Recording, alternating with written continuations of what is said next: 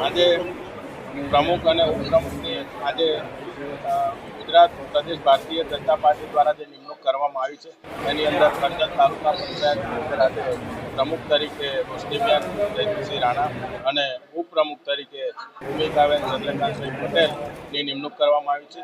વિવિધ રીતે ક્રમશઃ કારોબારી અધ્યક્ષ તરીકે ચિરાગભાઈ અને સંગ્રામસિંહ અને ભાઈનભાઈની નિમણૂક કરવામાં આવી છે. તમામ લોકોને હું અભિનંદન આપું છું અને આવનારા દિવસોની અંદર જે કરજણનો વિકાસ જે અવિરત ગતિએ જે ચાલુ છે તે કાયમ માટે વિકાસ કરજણ વિધાનસભાનો ચાલુ રહે તે હું એમની પાસે આશા રાખું છું. ધારાસભ્ય તરીકે પણ ખાતરી આપું છું કે આ વિકાસ અને આપણો અવિરત વિકાસ ચાલુ રહે એ રીતે હું એમને સાથે રહીને કામ કરીશ. ભારત માતા કી જય.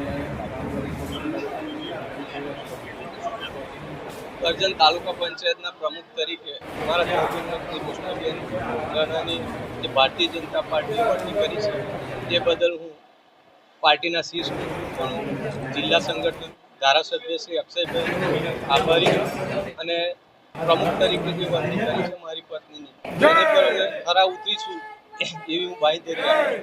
કરજણ તાલુકામાં ગમે તે વિકાસના કામો હશે, પાર્ટીને ગમે તે આદેશ હશે એનું અમે સારી રીતે પાલન કરીશું.